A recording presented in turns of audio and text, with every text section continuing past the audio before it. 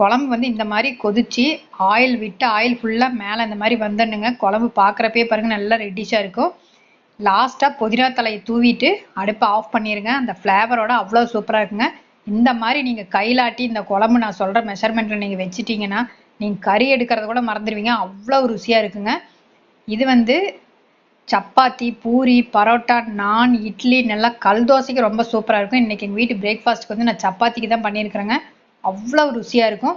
இந்த ரெசிபியை பார்க்குறவங்க கூட எங்கள் பேஜை ஃபாலோ பண்ணாதவங்க கண்டிப்பாக ஃபாலோ பண்ணி வச்சுக்கோங்க. இந்த வீடியோ பிடிச்சிருந்தா ஒரு லைக் பட்டனை மறக்காமல் தட்டிடுங்க. இந்த சப்பாத்திக்கும் இந்த கிரேவிக்கும் அவ்வளோ சூப்பராக இருக்குங்க. இப்போ இதுக்கு ஒரு மசாலா வந்து அரைக்கிறதுக்காக பச்சையாக தான் வறுக்காமல் தான் அரைக்கணுங்க. அதுக்காக கல்பாசி கம்பல்சரி போடணுங்க. அவ்வளோ நல்லாயிருக்கும். கிராம்பு, பட்டை எடுத்துருக்குறேங்க. ஒரு விரல் சைஸ்க்கு எடுத்துக்கலாம். சோம்பு 1/4 டீஸ்பூன், மிளகு வந்து நல்லா ஒரு 1/2 டீஸ்பூன் எடுத்துக்கோங்க. அதுக்கப்புறம் 3 ஏலக்காய், மல்லி ஒரு டேபிள் ஸ்பூன் அளவு எடுத்துருக்கிறேன். கசகசா 1/2 டீஸ்பூன் எடுத்துருக்குறேங்க.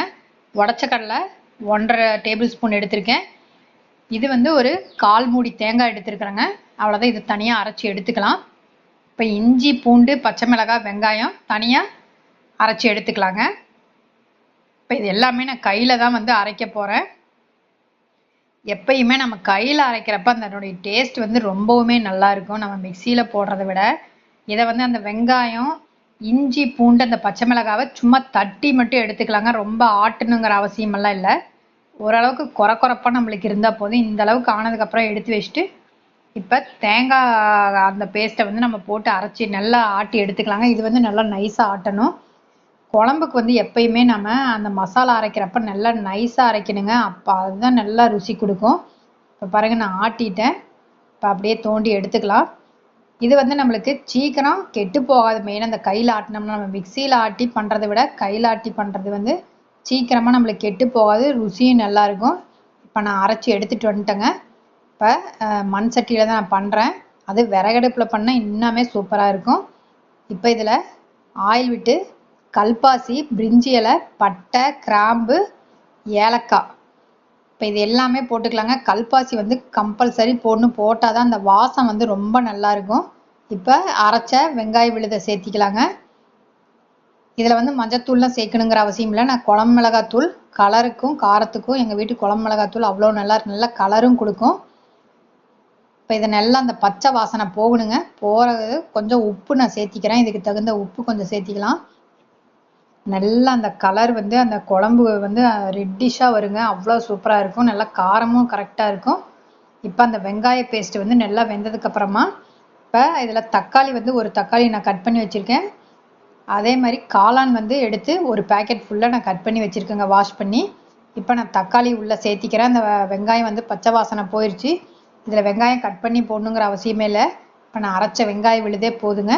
இப்போ இதுக்கு தகுந்த உப்பு ஆட் பண்ணோம்னா சீக்கிரமாக தக்காளி வெந்து கொடுக்கும். இப்போ இந்த டைமில் தக்காளி வெந்ததுக்கப்புறம் நான் வந்து காளானை உள்ளே சேர்த்திக்கிறேங்க, மஷ்ரூமை. இதை சேர்த்திட்டு நல்லா கிளறி கொடுத்துருங்க. கொடுத்துட்டு ஒரு தட்டு போட்டு மூடிட்டிங்கன்னா அதில் இருக்கிற தண்ணி ஃபுல்லாக வந்து அது நல்லா வெந்து போகும். நம்ம தண்ணி ஊற்றணுங்கிற அவசியம் இல்லைங்க. நல்லா அந்த உப்பு காரமெல்லாம் பிடிச்சி அதில் இருக்கிற தண்ணியாக அந்த மஷ்ரூமில் வர தண்ணியே போதும். இப்போ நான் தட்டு போட்டு மூடிட்டேங்க. ஒரு 3லேருந்து 4 நிமிஷம் இருக்கட்டும். அந்த தண்ணி பாருங்கள் நல்லா அதுலேயே வெந்துருச்சு. இப்போ நான் அரைச்ச தேங்காய் பேஸ்ட்டை வந்து நான் சேர்த்திக்கிறேன். இப்போ இந்த அளவுக்கு நான் வந்து ஆட்டி தண்ணி தனியாக எடுத்துகிட்டு வந்திருக்கிறேங்க. இப்போ இதை நல்லா அந்த பச்சை வாசனை போக நல்லா கிளறி விட்டுக்கலாம். இது பச்சை வாசனை போனதுக்கப்புறம் இதுக்கு தகுந்த தண்ணி விட்டுக்கலாங்க. இப்போ ஏற்கனவே உப்பு மிளகாத்தூள்லாம் சேர்த்தியாச்சு, அதனால் எதுவும் சேர்த்துணுங்கிற அவசியம் இல்லை. இப்போ இதுக்கு தகுந்த ரொம்ப தண்ணி மாதிரியும் வேண்டாம், ரொம்ப கெட்டியாகவும் இருக்கக்கூடாது, ஓரளவுக்கு மீடியமாக இருக்கணுங்க. அதனால் இந்த கிரேவிக்கு பார்த்தா அவங்க தண்ணியை எந்த அளவு வேணுமோ அந்தளவு ஊற்றிக்கோங்க. இப்போ இந்த அளவு எனக்கு போதும். அதனால் இப்போ இதை நல்லா கிளறிட்டு ஒரு தட்டு போட்டு மூடிடலாங்க.